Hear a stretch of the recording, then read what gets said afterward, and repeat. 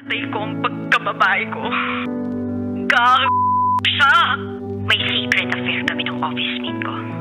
Hindi ko matigilan kasi sobrang galing niya sa...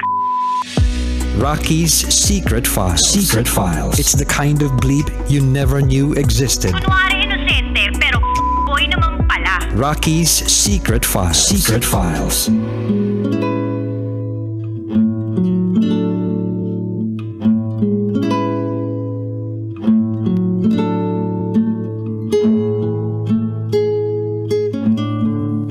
And we're back. Kasama niyo pa rin si DJ Rocky and this is Maan's Secret File. Si Maan na nung una ayaw samahan ng kanyang mister na magpa-check up. Inuuna pa ang barkada nito. Inuuna pa ang inuman. Pero nung nagbigay na ng ultimatum. Ano yun? Ultimatum. Parang alimuum tsaka ultimatum na pinagsama. Pero nung nagbigay na ng ultimatum, si Maan kay Joey na kanyang mister, barkada o ako? Ang anak mo, kami ng anak mo. Dun na nagising si Joey. Aba, dun niya na nakitang unti-unting nagbago ang kanyang asawa for the better at ngayon maayos ang kanilang pagsasama. Na-appreciate na ng sobra ni Joey ang kanyang misis, ang sakripisyo ng kanyang misis at nagiging responsable na ito bilang ama at asawa. Kasi again, ang pag-aasawa po ay hindi lang sa papel. At hindi lang yan yung tipong parang binasbasan kayo na, magsama na kayo sa hirap at ginhawa, ganyan. Yung, hindi lang ganun yun ha. Dapat pinatutunayan ninyo na kaya nyong magsama sa hirap at ginhawa. At magkatuwang kayo sa buhay. Hindi yung, mag-asawa tayo, sige, may lakad ka, sige, lakad mo na lang yan. May check-up ka sa OB mo, anak natin yan. O sige, kaya mo na mag-isa yan. Ganun ba yun? Hindi. So pakinggan na po natin ang mga kabisyo nating nag-share ng kanilang mga thoughts, comments, suggestions, and violent reactions. Ito po ang sabi ni Darwin Russell.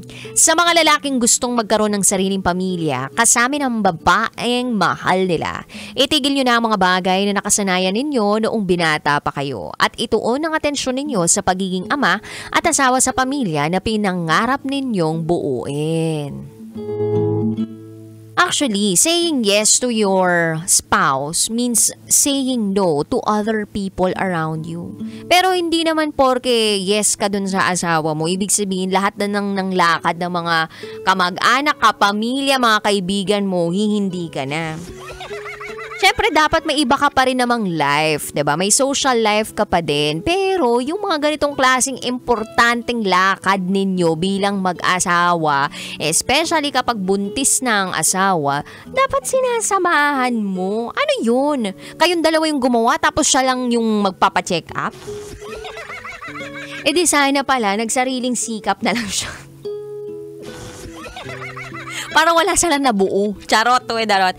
Anyway, eto naman po ang sabi ng ating kabisyo na si Tambay Love. Para sa sender Maan, isa kang inspirasyon. Para sa mga katulad mong magulang na hindi sumuko na ipadama sa asawa nila na mahalagang pamilya kesa sa barkada. Mabuti at naging happy ending ang inyong storya. Nagbago ang asawa mo, siguro hindi yan kasi basketball player. Charot with harot. Congrats and belated happy Mother's Day sa'yo, sender. Yun lamang po, maulang Martes sa inyo. Ingat pa uwi from Tambay Love. Ma'am, pa-birthday greet po ako. Busy po kasi kayo noon. Birthday ko po sa Saturday. Salamat po, ma'am. Ay, ngayon, babatiin na kita, Tambay Love. Happiest birthday to you. Sana matagpuan mo na talaga ang iyong the one na hindi ka iiwan at hindi ka pakakawalan. Oh? Happy birthday, JP Babasa. Ito naman ang sabi ng ating kabisya na si Arlene. Ay, ang haba ng message niya. Hi, Rakitera. Hoping na maging ganyan din ang husband ko. Although may time na nakikita kong responsable naman siya sa amin ng mga bata. Pero alam mo yun, medyo hindi pa siya nagmamature. Pag barkada talaga ang pinag-uusapan. Mas pabor pa ang barkada kaysa sa amin. Pero ngayon, nandito na kami sa Mandaluyong. Always nakikinig sa'yo, pati mga bata. Kaya pag narinig na ang boses mo, matutulog na sila. Kasi 9:00 na. At alam mo na, minsan may SPG. Mga babae kasi ang nag-handle ng relationship at hindi lalaki. Kaya pinilit kong bumukod para malayo siya sa barkada. Alam mo na, God bless and hoping mabasa mo. Maraming salamat, Arlene. Actually, sinasabi nga nila, mga babae daw talaga ang nagdadala ng relasyon. Ako naman naniniwala ako na parehas naman dapat ang magdala sa relasyon na meron kayo. Kumbaga, it takes two to tango. Kailangan yung mga desisyon ninyo, hindi lang isa yung nagdedesisyon. Kung yes yung isa tapos no yung isa, ay, ibig sabihin nun, no. Kung no yung isa tapos yes naman yung isa, no pa rin yun. So dapat kung yes yung isa, ibig sabihin yes ang desisyon. Pag no yung isa, no ang desisyon. Nagigets mo, kabisyo? So, ibig sabihin, kailangan talaga na mapag-usapan ng mga bagay-bagay. Pero alam mo yun, kung hindi mo na nakikita na napapabuti yung asawa mo, kaya siguro ikaw ang naging asawa para i-push din siya na maging mabuting tao. Maganda yung ginagawa nito ni Arlene, yung talagang pinilit nila na bumukod para malayo dun sa mga temptasyon sa paligid. Mahalaga yun. Yung ganong klaseng aksyon, kasi kailangan mong gumawa ng paraan eh. So, paano ka magiging fit kung lahat ng mga pagkain nasa paligid mo, lahat ng mga nagtitinda sa paligid ng bahay ninyo, pastries, kakanin, lechon, isaw, puro mga nakaka-high blood, nakakatawang pagkain. Matetempt ka talaga kasi nandun lang sa paligid mo eh. Pero kung ilalayo mo yung sarili mo, mag-a-adjust ka, iba yung magiging resulta. Kung ilapit mo yung sarili mo dun sa medyo mas healthy o damo-damo yung nasa paligid mo, nasa bukid kayo, mapipilitan kang magtanim ng mga masasarap na gulay. O, diba? Ito naman ang sabi ni Charles Sancho. Para sa ating SF sender, wow, character development naman ang naganap sa iyong asawa na si Joey. Akala ko magpapatuloy ang mister mo sa pagiging irresponsable niya. Buti na lang napag-isipan niya na may pamilya siya. Dapat ganito ang isang ama. Dapat may pananagutan, hindi yung nawawalan ng responsibilidad. Hindi porke kinasal na kayo, may kalayaan na kayong gumawa ng kalokohan. Sana nga lahat may character development. Yun lamang po, DJ Rocky. Medyo mixed emotions lang ako ngayong gabi. Salamat, Charles Sancho. Ito pa sabi ni Robert, may mga ganyan talaga na inuuna ang barkada kaysa sa responsibilidad. Kaya mabuti na lang na nauwi sa mabuting usapan ang mga pinaggagawa niya. At sana ay kung anong man ang mga magagandang ginagawa niya ngayon ay magtuloy-tuloy na. Basta unahin ang responsibilidad sa pamilya. Ito pa ang sabi ng ating kabisya na si Jefferson. DJ Rocky, dapat siguro bigyan na rin ng ultimatum ang mga botanteng Pilipino para tama naman ang piliin sa susunod. Paano yung tanong? Bansang Pilipinas o deport kayo sa West Avenue? Charot. Hindi ko sure. Saan nyo gusto ma-deport? Saan ba gusto nyo ma-deport, ha? Yung parang worst, ganon. Hindi ko rin masabi yung ibang bansa kasi parang tayo na yung worst eh. Charot! De, may pag-asa naman tong bansang ito. But anyway, ang dami pang nag-comment sa ating secret file for tonight. Maan! Oy, boy, pindot, di ko babanggitin yan. Nilagay mo dyan. Baka mamaya, ako. Anong tawag doon? Mga persona non grata ako. Una sa lahat, Maan, saludo ako sa tibay na meron ka. Hindi madali yung pinagdaanan mo bilang isang babaeng buntis. Nandyan yung hormones, yung iba-iba ka ng emosyon, yung parang heightened lahat ng emosyon na meron ka. Lalong-lalo na physically and emotionally, parang feeling mo lumalaban ka ng mag-isa. Pero pinili mo na hindi basta-basta bumitaw. At imbes na puro galit ang pairalin, pinili mong kausapin si Joey ng mahinahon pero may katapangan. Yan ang tunay na lakas.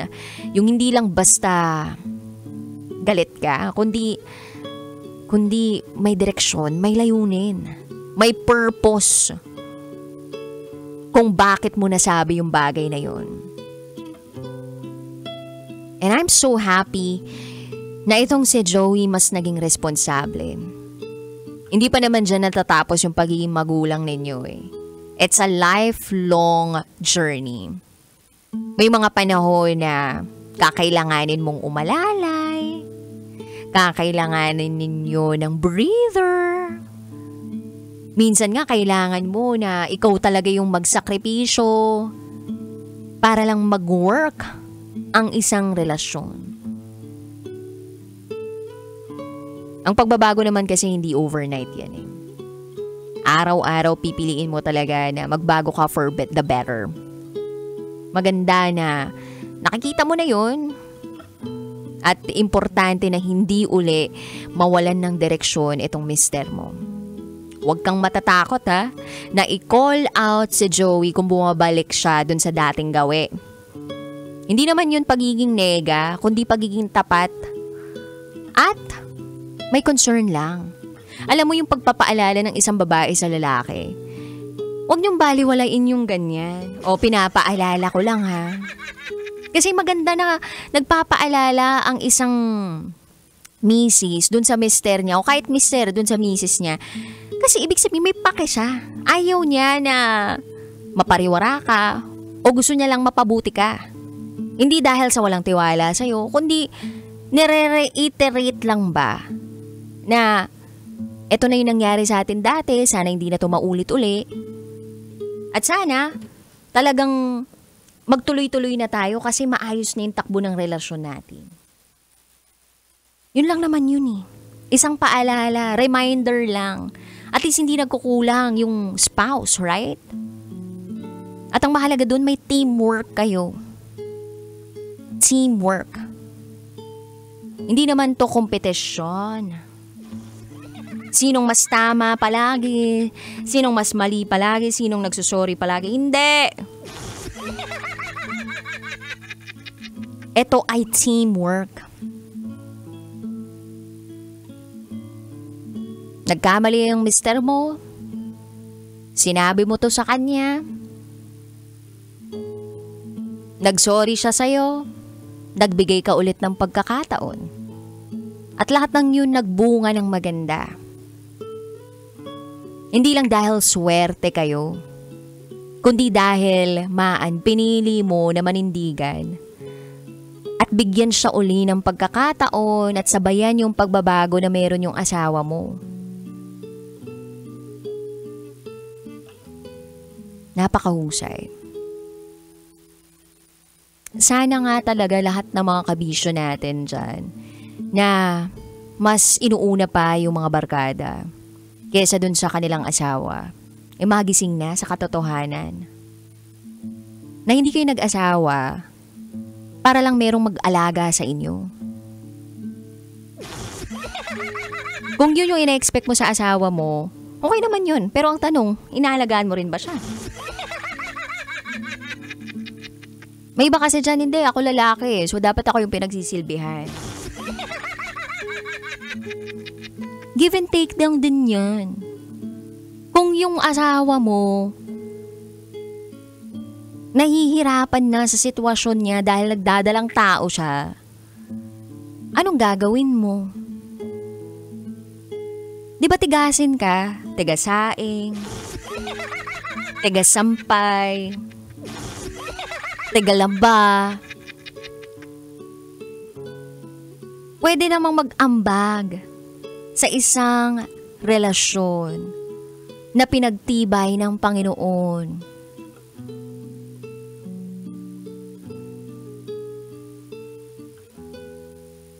division of labor. Madalas sa panahon ngayon ng mga kababaihan, meron silang tinatawag na invisible labor. Ito yung mga sakripisyo, paghihirap na madalas hindi po napapansin ng kanilang mga kabiyak, na hindi masyadong nabibigyan ng halaga ng kanilang mga kabiyak o hindi masyadong na-appreciate ng kanilang mga kabiyak. Ulitin ko ang tawag doon, invisible labor. Meaning, hindi na-appreciate, hindi napapansin, at hindi nabibigyan ng halaga ng kanilang mga kabiyak. Bakit? Kasi masyadong focus yung kabiyak doon sa sarili niyang mga kagustuhan, sa kung ano lang yung nakikita niya. Pero hindi niya alam na gumigising na maaga yung misis, nagtitimpla ng kape, nagluluto at kung ano-ano pa. Naghahanda ng kakainin, naglilinis pa ng bahay, nagpapacheck up ng mag-isa at kung ano-ano pa.